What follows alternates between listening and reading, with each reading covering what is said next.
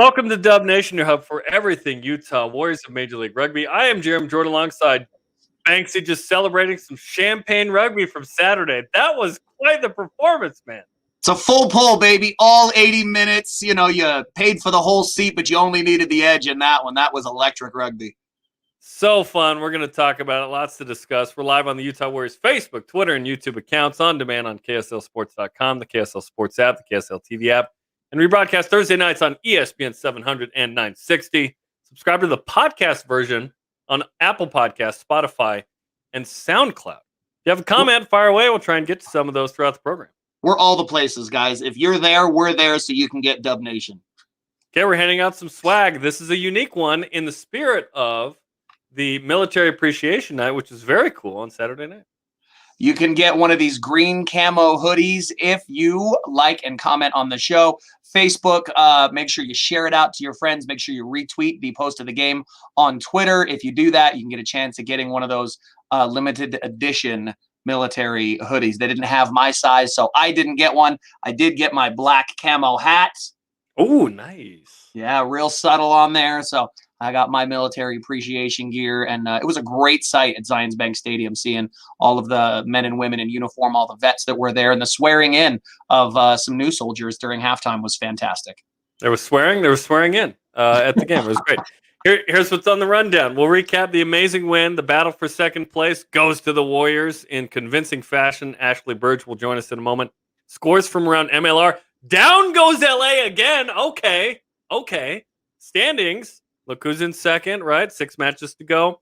Preview the rematch with Seattle. That's one of the 4 losses this season for the Warriors. Big game in that way. Tonight's guest is scrum half Michael Baska. Oh, the uncapped aspiring Eagle will join us. And today's Rugby 101 discusses the lines on the field, what they all mean. Okay, let's bring in Ashley Burge. She was on the radio call with me on Saturday. Banksy got to enjoy it in the stands, which, hey, that was a fun one. But Ashley, man, this was the performance of the year, as the show title indicates, for the Warriors to show up in this one. Wow. What for a must-win game that started out pretty slow, First 2 minutes of the game, Utah gets on the board with penalty kicks. The game picked up. I mean, we knew, we mentioned it as a key to the match. Utah was going to have to get creative on attack, playing against the #1 defense in the MLR, and we saw some of the most electric, fun, exciting rugby out of the back line, especially Captain Bailey Wilson. It was an exciting game to watch. Utah got their lineouts under control, which is something we've struggled with a couple games before, ended up drawing multiple penalties and a yellow card at the mall. So overall, it was just a killer performance by the Utah Warriors. So good. And we'll walk through the scoring and kind of the recap. A couple notables just right off the bat. Largest margin of victory of the season, winning by 21. Most points allowed by Austin all year, the #1 defense, 45. The second most is Utah with 30, by the way. Series history, now 5-1-1 versus Austin. Let's just say it goes well against Austin.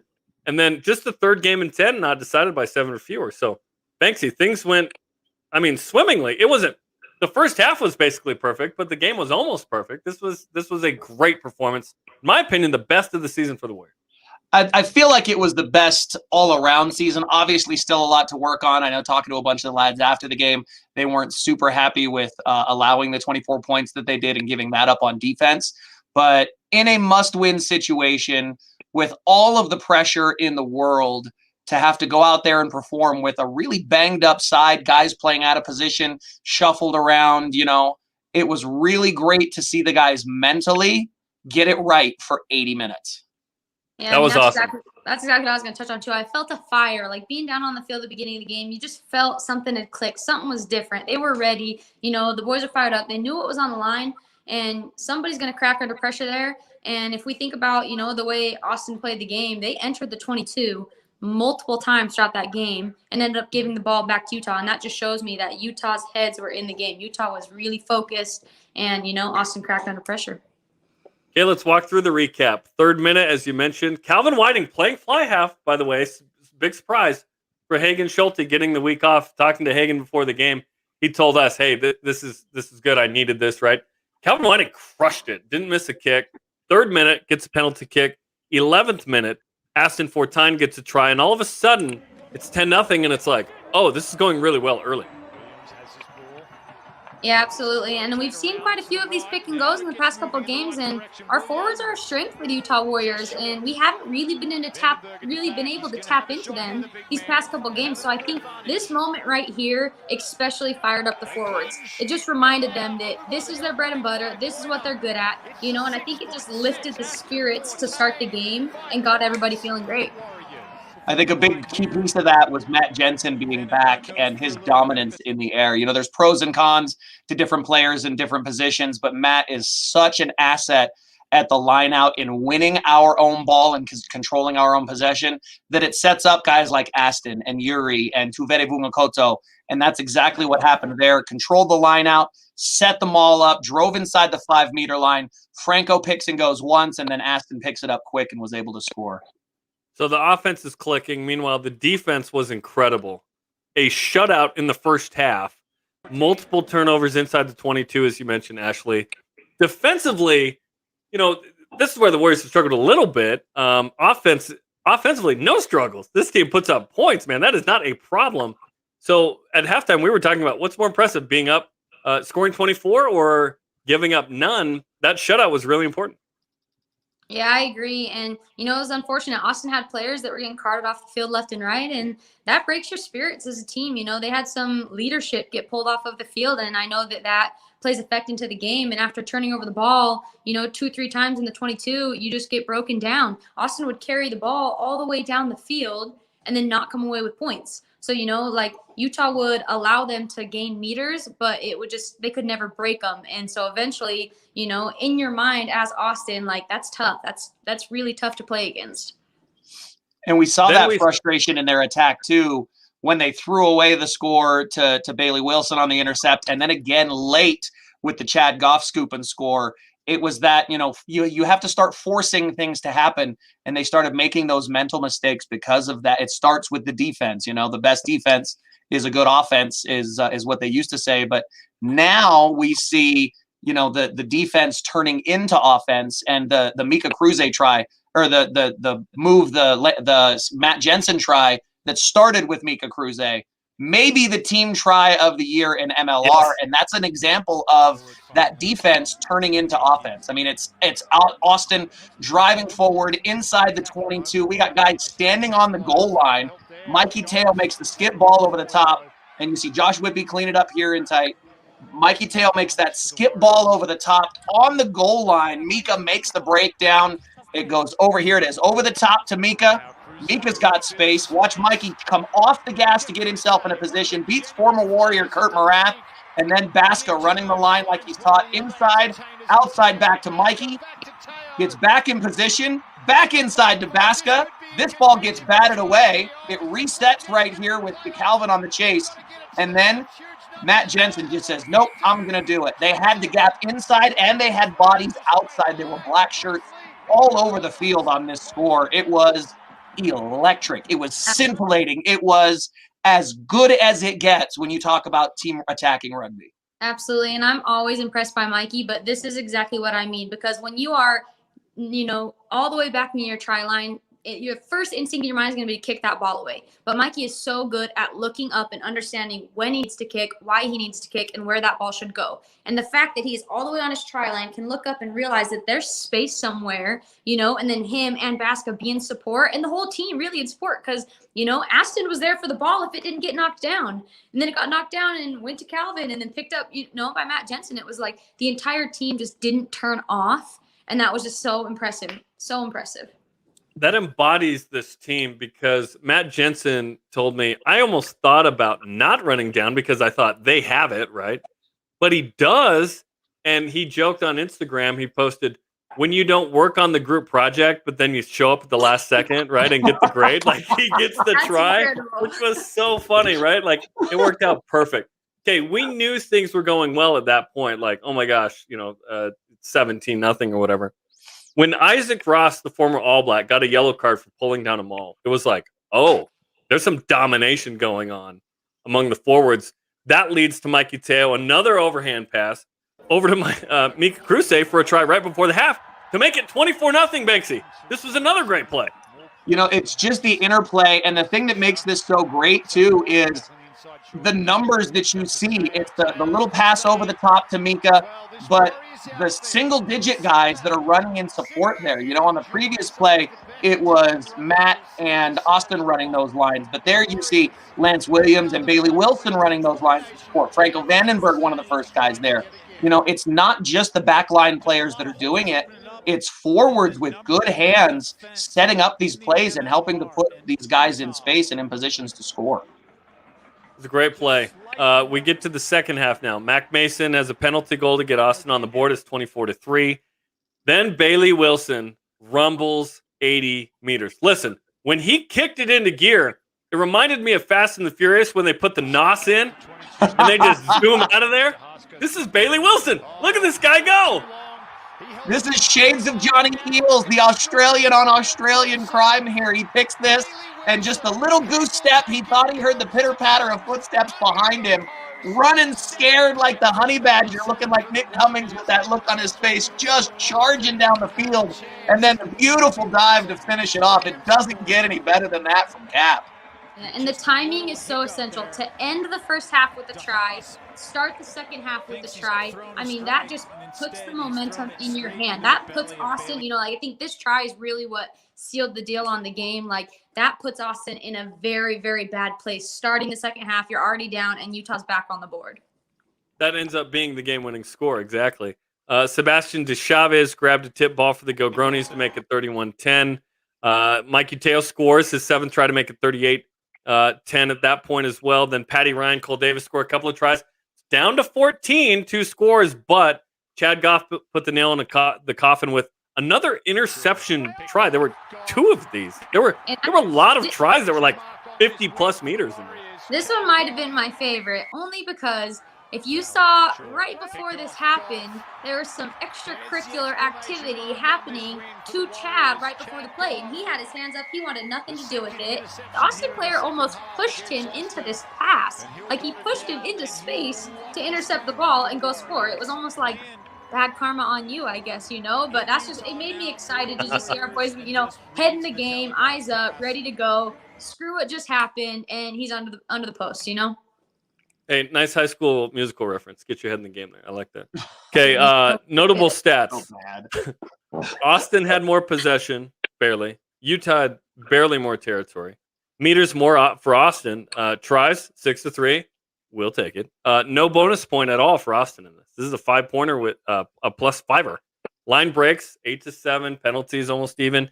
Tackle percentage almost even. Scrums, 188. But look at 94% in the lineout. Tuvere Vungakoto, afterward, I went up to him and I said, dude, you were amazing. You were amazing. And that was the key. To me, that was almost the key to this game. Obviously, physicality, the energy, the attitude going in this battle for second. But Banksy, we've highlighted it, and Ashley too, of if the lineup stinks, the Warriors stink. And it was almost perfect. It was 15 of 16. They were amazing. It's tough as a forward when that's such a big part of your game. When it's misfiring, it gets really frustrating because our platform and the way that we develop our run of play starts with that line out. And I think just the timing and chemistry of Matt Jensen, having done it here for so long in his experience through college, through the USA program, and now with the Warriors, he's just so good at that timing and tempo. And we got back to what we saw early in the year from this line out in coming up quick, playing it quick, instead of waiting for it to develop a little slower and going for that kind of rhythm. They really played at pace, and it played into our hands. Okay, let's check out a stat I've discovered. You ready for this? It's the stat of stats. Utah's 5-0 in scoring 30 or more, 0-5 in scoring 29 or fewer. If the Warriors score 30, it's a win. So that's the stat we have to look at now, I guess. Just a bunch of points. Yeah, and I mean, it's just got to feel the boys. They know they can do it. It's like when we're on, we're so on. When our, especially back three have been electric, it changes the entire game for them. So, that's a big momentum thing. They've got to start the game and end the half, start the half and end the game with their points on the board. We did see something we've perhaps never seen. Ashley, you were freaking out when this happened. Mac Mason is lining up for a conversion. And Koa the Panther, oh my gosh, drives a motorcycle right in front. Koa, This Koa, was Koa. this was something we've never said.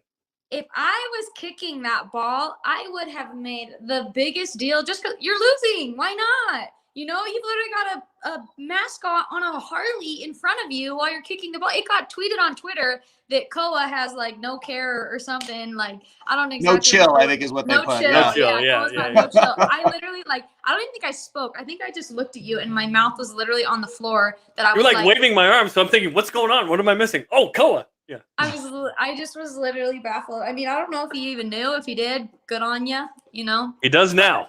Yeah, might have gotten to talking to after the Had game. a stern talking to. Yeah. So Uh-huh. sorry, Austin. Koa going on first year, They right? still made the kick. It's all right. We're good. He's been Yeah. finger wagged. He knows better now. Yeah, we're good. Yeah, Let's exactly. learn. Okay. When you win and dominate, you get a lot of guys in the first 15. So this is the most all season for any game. Bailey Wilson at flanker, Calvin Whiting at 10. How about that? He subs in at fly half. He's the fly half of the week in the league. Mika Kruse at wing and Mikey Teo at center. Congrats to those guys. We now look at the remaining schedule. 3 home, 3 road left. 3 of the top 3 teams in the league are still on the schedule, guys. So it is going to be tough. But also 3 of the bottom 5, including right now the worst team in the league. But when I say Seattle, I don't think win. Right, that's a tough game in what's left as well. So it's going to be tough down the stretch, Ashley. Yes, the Warriors are +5 in second place, but there's still a ton of work to be done. Absolutely. I mean, it shows just in that last LA game. Anything can happen, you know, from this point out. This league's not won. The playoff spots are not decided. We went into this game with Austin not knowing exactly who was going to come away with it. So, you know what I mean? Austin's going to fight for that back, you know, and Utah's going to have to fight for that back. And Seattle may be on the bottom, but, you know, it's just exactly like you said, like everyone's still got something to prove. It's a very competitive league and they're very elite players that know how to just fight through, you know, till the end of the season. Like nobody's given up. And I think that people are still going to be really fired up and we're going to have a lot of fun rugby. And, you know, it's going to come down to pressure. It's going to come down to these next couple wins on the road. That's going to be very important, you know, to get the Warriors through the rest of the season. The big thing for me I look at is really the toughest road game that we've got is going to Rooney, and then we finish with Rugby ATL and LA at home. So the big matches, with the exception of Rooney, are being played at Zions Bank Stadium. So I think that really leans heavily in our favor as we look at this playoff picture and as it develops into what we're able to do, because clearly they feed off of the energy of Dub Nation in the stands. When they get loud, we play better at home. We're at altitude. It's an advantage with these other teams coming up and having to play at 5,000 feet above sea level, which I know nobody is used to but us.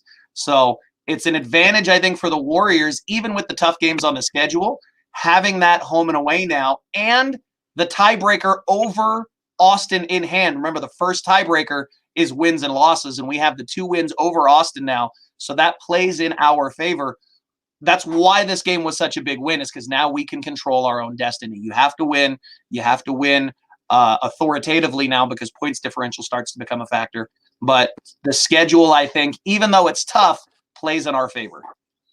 Shout out to Angus McClellan for his 40th cap as Warrior. He's the first Major League Rugby player to get to 40. That's pretty cool. And he's really good.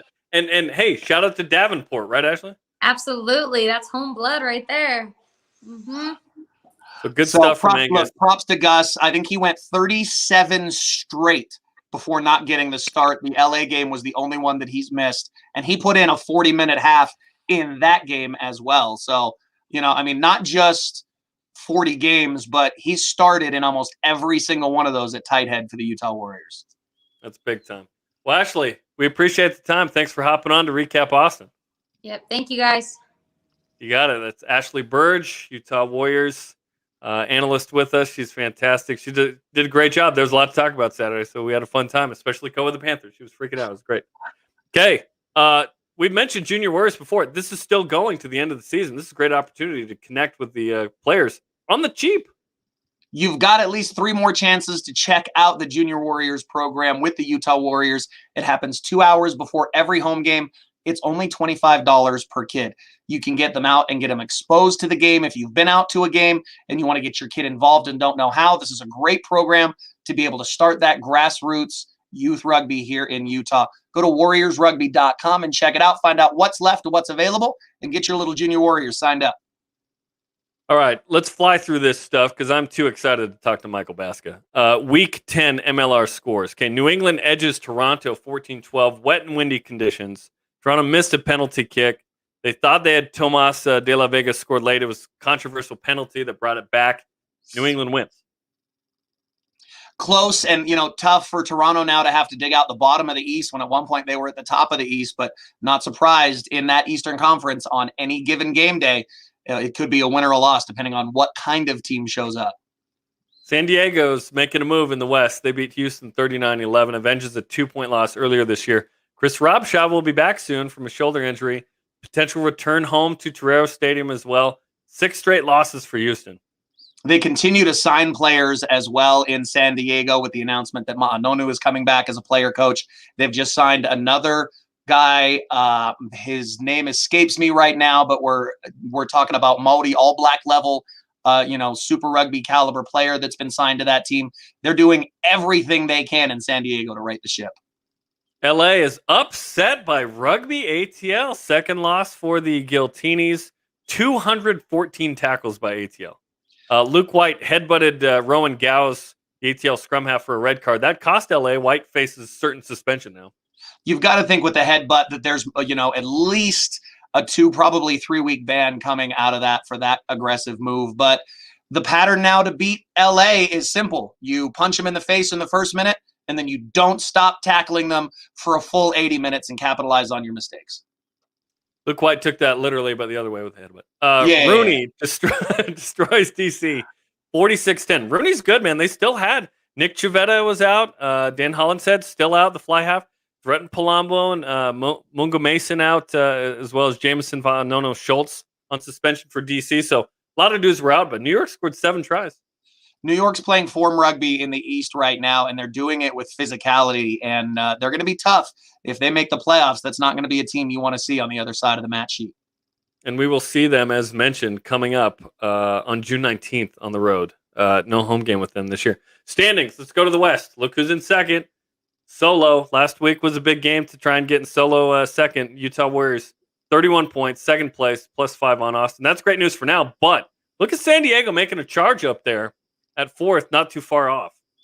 San Diego will not go away. They're going to make a push all the way through the end of the season with this, and don't be surprised if there's only a couple of points in it, maybe even only a point in it at the end of the season. Keeping Austin from getting that bonus away point on the road could be crucial for getting that playoff spot as we look forward to the end of the season. Utah, by the way, has the most bonus points in the league. That's what, if Utah's losing, it's by 7 or fewer, and they're getting 4 tries or more quite often. Okay, to the East. Again, it's tight, but a little bit of separation now between first and last in the East. Atlanta, Rugby ATL, 35 points. Rooney, 34. A little bit of space. Then NOLA at 29. And then New England, Old Glory DC, and Toronto separated by 2 points in the bottom 3. At one point, I think 7 points is all that separated first from 6th place in the East. So the cream was always going to rise. I'm surprised to see Toronto where they are. I'm also surprised, though, to see Seattle continuing to struggle in the West. Not shocked at all that Rugby ATL is where they are. We knew at the beginning of the season that was probably going to be one of the form teams of Major League Rugby this year. So full credit to the guys down in the A for getting it done. Okay, that wraps up the standings. And as we've mentioned before as well, the Utah Warriors going around the country trying to find you, the talented future ruggers. If you think you've got what it takes to make a Major League roster, come out to one of the Utah Warriors Pro Days, dates and locations. We're going to be at the Legacy Center in Michigan. We're going to be here at the RSL Academy at home in Utah. We'll be at Lindenwood University and at Alderson Braddock University in West Virginia. All players have to be over 18, and that's the only stipulation. You don't have to have any other kind of college availability or credibility. Sign up at warriorsrugby.com. Just do /Pro Day registration, or it's super easy to find right on the homepage. warriorsrugby.com. We're going coast to coast, baby, to find the best American rugby talent. Like a Mikey Teo Mika Crusade try. Coast to coast, baby. Okay, scores or games this week. Saturday, a couple of Saturday games, 3 Sunday games, including the Warriors, which we'll get to in a minute. Austin Gilgronis at Houston. This is the Texas Cup. You've got to favor Austin over that to bounce back with a big win over a struggling Houston side, and they're going to take that Texas Cup in that match, I think. Rugby ATL at NOLA. That is a really big game in the East. 1v3. I want to say NOLA just because I'd like to see Rugby ATL take that L and keep things tight, but I think they're playing too fast and too strong and too disciplined to rugby right now. But it's going to be close. Rugby ATL by 3 in that. Too fast, too furious. I'm too excited for F9. I just am. Fast and furious. I'm just How ecstatic. dare you? San Diego at Toronto. That is obviously not in Toronto. I believe that's being played in Atlanta. So that's a long trip for San Diego. It's a long trip for San Diego, but they've made it several times. They're starting to get healthy. They're putting it all back together and starting to play much better rugby there. San Diego's going to run away with that one, I think. Old Glory DC at New England. This is a patriotic battle. That's a tough one to pick between the two of those teams. I mean, both of them inconsistent with their form this year. I'm going to have to pick the home team in that one, though. Okay, New England it is. And, of course, Utah against Seattle. We'll preview that coming up in a moment, but not before we tell you about the next home game coming up at Zions Bank Stadium. San Diego, as you mentioned. That. Hey, no in the house. Let's go. It's always big when a in-conference rival who's finding form comes to town, but the Warriors have been up to the task so far this season despite our own inconsistencies. So it's time to start playing playoff rugby and make a big statement with the San Diego Legion coming to town in 2 weeks. Yep, April 17th. Go to warriorsrugby.com and get your tickets. And if you haven't been, honestly, my dad went for the first time on Saturday. Loved it. He didn't know anything about rugby. He loved it. It was great. Okay, if you go to a Warriors game, June 12th, April 17th. June 12th. Thank you. My bad. Michael Baska is a guy you will see a lot if you show up at Zions Bank Stadium in Harriman. He is the scrum half. He's the quarterback. And he is one of 41 players in the USA camp trying to make a couple of test matches coming up in July. Michael, welcome to Dub Nation, and congratulations on the Austin win and being named to the 41-man pool. It was a big week for you. I appreciate it. Thank you guys for having me. I'm excited to have a chat here. So what did it mean? Oh, go ahead, Banksy. I was going to say, have you talked to the other guys that got the call up about what to expect? Obviously, Paulie Mullins, Mika going for the first time there, as well as Mikey Teo. Those are the 4 Warriors that are in that squad. Have you had a chance to talk to those guys about the call up and what it means to get into camp? No, I haven't really had too much of a chat right now. I think our focus is on these next 4 games. When we heard last week, we kind of understood that we have 5 games ahead of us, 5 big games, and we kind of got to keep our heads on straight and get these wins before we kind of worry about what's going to happen with the U.S. But yeah, very honored, very excited for that opportunity when it does come around. Hey, nice shirt, by the way. Looks good, man. I'm glad you got the memo. This game was built up as just a massive game, right? Every game in MLR is a tough game. Anyone can beat anyone, right? Like Seattle came in and beat the Utah Warriors. Now you have the rematch this week, which we'll get to. But this was quite the performance given the build-up to this game to put up 45 on Austin. What was the week like and the preparation like to have that kind of performance? Preparation was pretty much the same. I think week in and week out, you kind of keep your base preparation and you change minute details based on your opponent. We knew that they were a strong defensive outfit, and on attack, they got a big group of forwards where they like to rumble and tumble. So we just did our same normal routine, looked at it, how we could attack them and how we could attack them defensively, and we did pretty well. And luckily, in the times we did succeed on what we had planned, we came out on top with executing those. On the times we didn't, we look at those and hope we can improve on those moving forward. Talk about this try that we're watching right now. You see the ball go over the top from Mikey to Mika, and Mikey takes the first chase line, and you take the next line inside of him and end up going inside out. What did you see as that play developed the whole way through? Yeah, it was a good try, a good team try. A lot of black jerseys down there at the at the try line. But if you look here, you can see Mikey and I are already ahead of Mika. As soon as we got the turnover, Mikey and Mika were screaming for it. So we knew we had a chance to attack or exit our own zone with ball in hand. And, Mika does what Mika does, get a good fend on and long enough to suck in the second defender, gets an offload to Mikey. Mikey pins the last defender, and from then on, it was just kind of a bit of back and forth. And like I said, at the end, you can see all these black jerseys just waiting to have a crack. And, Matt kind of finishes it off and solidifies a good team try. Felt like the New England Free Jacks, or the try against New England in Vegas last year, where you're going and Whippy's going and Gannon's going all the way. So that was some champagne rugby, man. That was pretty fun. Yeah, it was a good try, but at the end of the day, we just exited our zone in the most efficient way possible. And, if Mikey and Mika are screaming for that ball, you got to get it to them and just let them do what they do and let the magic happen. Their connection has been so good, right? The magic of that has been special. Obviously, getting Mika from LA has been the move of the year. Getting Mikey in the offseason was a massive free agent signing. They've been special back there so far. Yeah, they got a great connection going, and it's a privilege to watch kind of those two go to work and, offensively and defensively just kind of dominate. So I look forward to what they continue to do moving forward as we start to get more and more continuity, and the ceiling for those two is it's way up there. So excited to watch. The feeling for you coming now into this season with the Warriors. I mean, there was a lot expected, and all you've done is perform for this Warriors squad. The chemistry between you and your forward pack in marshaling those guys around the field and getting them into position has been unbelievable. The X's and O's have been so fantastic. And then you talk about somebody like Calvin Whiting coming in at 10, where there's already some chemistry with a player in-house. How has that affected, or how did that change for you, having Calvin behind you who likes to play more forward and more physical, as opposed to having Hagan, who has a much more finesse style of play and is more of a ball distributor inside and out? Yeah.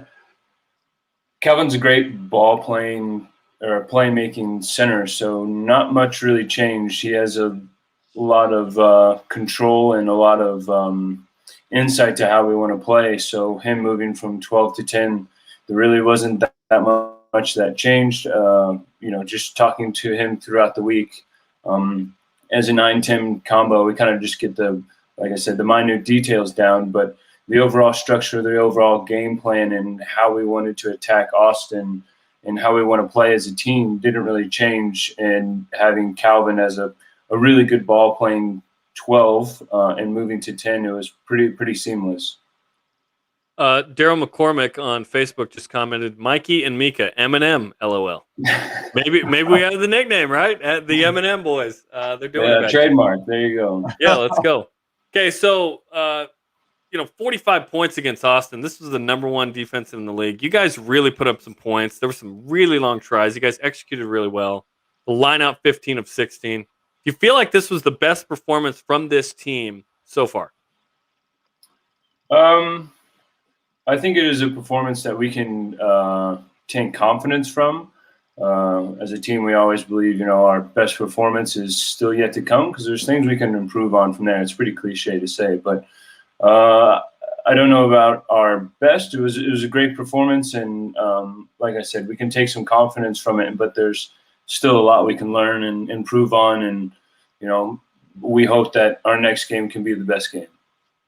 So let's talk about that. Looking forward to Seattle now. What can you expect on the road against the Seawolves? They won here in Harriman, playing very scrappy and borderline rugby when we talk about the rules and the X's and O's. I won't, pour salt in old wounds there with that. But how is this going to be different going up to Seattle now with a team that's better in Seattle, but obviously still struggling to find form? What are you guys looking forward to going in there? I think you kind of hit the nail on the head there, pouring salt in the open wounds. We feel like we owe them one, and just building off our performance that we had in Austin. If we can bring some of those aspects we had there and improve on the areas where we feel we will let ourselves down, we feel like we can get that that shot we kind of owed them after our performance and letting ourselves down when we played at home earlier in the season versus Seattle. Well, the good news is they don't have 2 weeks to prepare for that match, and hopefully they won't get away with pulling down every single mall that forms the entire match. Yeah, we'll see. We'll see. Only time will tell. Yeah. The last time the Warriors played up there, pretty fun game. That was before the world ended. A late try where you guys didn't go for the tie. You went for the win. It went like 10 extra minutes and you won. So what do you remember from that one? That was a great game. That was, one that last year really felt like got us a good amount of momentum before, COVID hit. We had just been building, and have a win like that versus the back-to-back defending champs was great. 87th minute, 89th minute, where we didn't go for the tie and we wanted the win and came out with it. Came out with the victory. So for me, it was really good. That was my first start for the season last year, and I really enjoy playing there. They have a great atmosphere, great setup, and hopefully we can come out with the same results this weekend as we did last year. But make it a lot easier on ourselves. Let's not wait till the 87th minute of an 80-minute match on that. All right, Mikey? Yeah, we'll do our best. All the best as you guys continue to prepare and as the team continues to get healthy, get some guys some minutes. It's been a fantastic season so far, and look forward to not only seeing what the Warriors can do under some of your leadership, but looking forward to seeing you in a red, white, and blue jersey, buddy. Appreciate it. Thank you guys for your time. It was great talking to you guys, and we appreciate everything you guys do for our organization. Thank you. And we have one more video, actually. We're waiting for you to bust out the Arkansas State behind the back, by the way. This went viral. When are we going to see this? Okay, watch you. Ready? Oh, nice move. Nice. Whoop! When are we going to see this? Maybe that was probably a one and done scenario. I think I was lucky not to get caught with my hands behind my back and get flattened. So who knows? Maybe one day, but for now, we'll just stick to the two-handed passing. And just try and get it to the target. I think I've seen that video a million times. I don't know that I ever realized that was you. My better looking days before I had this ratty hair. So no, keep the hair. You're it only good, gets bro. better. You're looking good. Well, say hi to the wife in Paris, and we wish you the best, man. Good luck in Seattle. Thank you very much. I hope you guys enjoy the rest of your show, and I appreciate you having me on. Thank you. We will enjoy it watching this play again. It was awesome. That's Michael Baska, scrum half for Utah Warriors, now in the USA Eagles camp coming up, as he mentioned, in a couple of weeks. So we're looking forward to that. Okay, let's preview the Seattle game in the final minutes of the show here. Utah Warriors at Seattle Seawolves, Sunday, June 6th. Sunday game, not Saturday. Sunday, 6 Mountain, ESPN 700, ESPN 960, and the ESPN 700 app, as well as KSL TV. We'll have the radio call, maybe a little Sunday dinner for Banksy and I downtown, and then we'll call this game. First meeting was earlier this season. Seattle won 20-15, as we mentioned. That was the first game that Seattle won.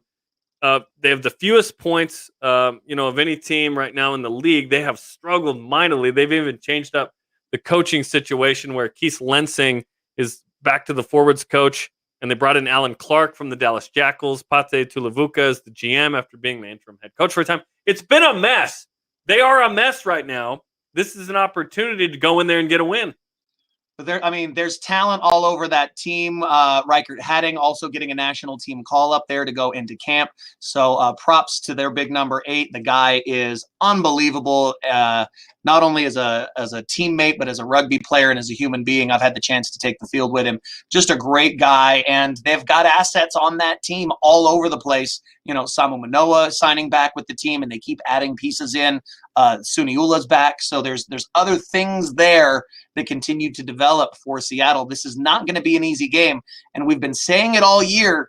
This season is going to be won and lost on the road, and this is a big chance to get one away from home for the Warriors and hopefully stack up another 5 points and create some breathing room. Utah has not won a road game since the beginning of the season, the very first game at Austin. On the road, it's been a 2-point win, and then a 1-point loss to New England, and then a 2-point loss at San Diego, then an 11-point loss at SoFi Stadium in LA, a 5-point loss at NOLA. So the Warriors need a road win against the back-to-back champs. A win would mean first win versus Seattle, there in the 4 years of, or a second win there in the 4 years of MLR. Stay in second place. A loss would be you're swept by Seattle. It'd be 2 of the 3 wins, potentially tying with Austin, depending on how the Texas Cup goes. This is a game, as you mentioned, it will be tough. Fewest points in the league. You got to go in there and win this one. You got to go in there. Seattle has the lowest point differential in the league. They're still figuring it out. Yes, they have talent, but they haven't put it together quite yet. Seize the moment before they figure it out.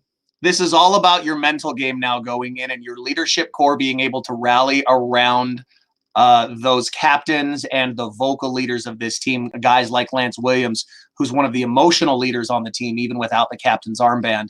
You've got to lean on those guys in these situations to play up to your level and not down to your competition. And it's something the Warriors have struggled with this year in playing down to competition that we should have ran over. I mean, we made a very ordinary NOLA Gold team look extraordinary in that loss in New Orleans. And if we had played up to our abilities, that scoreline could have and should have been very different. And yet still, here we sit in second place behind only LA, in control of our own destiny, and a chance to go on the road and pick up some essential points because it's all about making the playoffs now. If you remember Seattle from April, a couple notes there. Ben Sema and Matt Turner, injured out for the year. So those are big for them. The fullback and fly half there. AJ Alatimu is a Samoan international who played on the World Cup squad. He's still in Samu Manoa's pool for this season.